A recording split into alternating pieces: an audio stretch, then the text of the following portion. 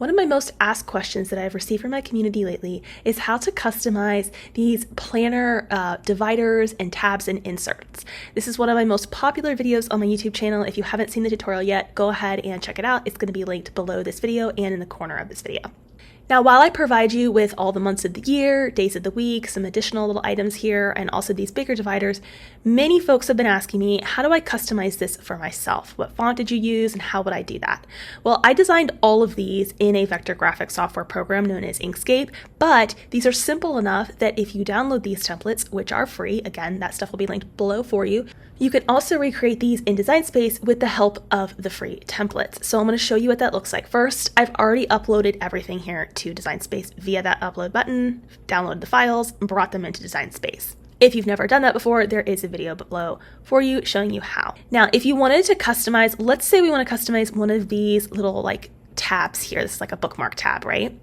The best way you're going to do this is you're going to use the shapes tool over here. And you're also, if you're wanting to match the font, going to need to go and download the Creative Vintage font. I'm going to link that below for you. You could, of course, use any of your own fonts if you would like. But if you're wanting to keep it cohesive looking, I recommend following with the same font that I used when I designed these. So getting started, I'm going to come to the shapes option here. I'm going to click on it and I'm going to select this square here that's got the rounded corners rather than the pointed one, so the rounded corners. And just taking a look at one of my existing ones here, I'm just going to basically come to the corner, and right now this is locked, so I can't stretch the proportions. But if I come up here where the size is, the width and the height, I can unlock this and then I can stretch it and match it so that it's a similar height and width of the ones that you got from me. So then you'll be able to have them kind of all match exactly. Okay, so that's the first step. And then let's change it to a pretty color because pretty colors around here are super important. All right, so next is going to be to type out our text and then also get this little slit cut out here. So I'm gonna first start by prepping the little cutout piece, the contour here that allows us to slide it over our actual page, right, as a bookmark. So to access that, which we'll need to subtract out from this piece that we've made, I'm going to select any one of these and I'm going to right click and duplicate.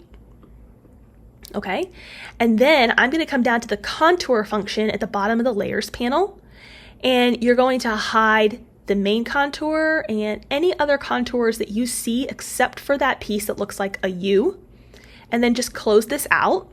And now we have just this piece to work with. We were able to extract that contour, so to speak.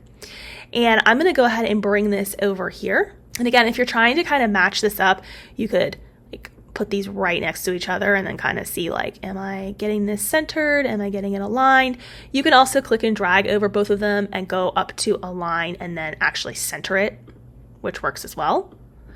Now we still have two pieces here, right? And we need this piece to be cut out from the bottom blue piece. So I'm going to click and drag over both of these and go down to the combine function and use the subtract tool.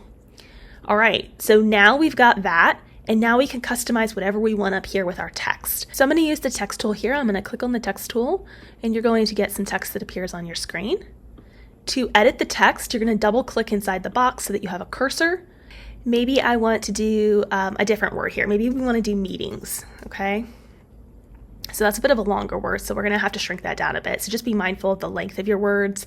I recommend if you can do abbreviations, that's super helpful. Now, if I want to change my font to match what is happening here with these existing ones, you're going to select your text, go up to the font selection, and then toggle over to System.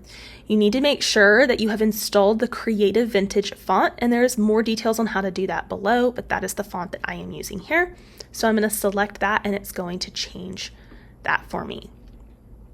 Now for this particular one, because I chose a slightly longer word, we're going to have to shrink it down a bit. I would be mindful about how long you make your words because it is going to be a little bit tricky trying to get them to cut out without, things being too tiny, especially when you're dealing with the plastic or paper folders. So just be mindful of that. So first, I like mine to be in all caps. So I'm actually going to retype this like that, because it's going to, it's just going to sit a little bit nicer on the top. So we want this to be overlapping, and if you want it to be perfectly centered, you could click and drag over those and you could center it horizontally and it'll be perfectly centered. The key is here, you got to make sure that every letter is touching. There we go. Now I'm going to click and drag over both of these pieces here, and I'm going to come down to combine, and I'm going to select unite. And when I do that, now I have this one piece result here that can be cut out, and that is how I would customize these in any fashion. And you would do the same thing for these large ones. So giving you like a really kind of sped up version, I would use the same process. I would grab this rectangle, unlock the proportions, and stretch it to match. May not be a perfect match, but you can get it close. Let's change it to a fun color. And you'll also see in the templates that there is this punch out piece, which works for like the happy planners. Just make sure that when it imports, it's matching like the size there. And if it is, and it should be, then you can go ahead and bring it down over your piece here. And I would recommend click and drag over those. And then you want to align it to the left. And then you also want to center it vertically. That way you know it's perfectly centered there. Okay. And then you're going to click and drag over that, and you're going to go to combine, and you're going to subtract that out. So you'll get that similar result there. And then we would do the same thing with the text. Must do today. And then I would rotate that, come down the side corner here, I can rotate this up. You can also rotate right up here, 90-degree rotation. And then I'm going to make it so that these are just barely overlapping. These letters are just barely touching and overlapping. Maybe I shrink it just a tiny bit, like so. And then I'm going to click and drag over those, and I'm going to unite them together.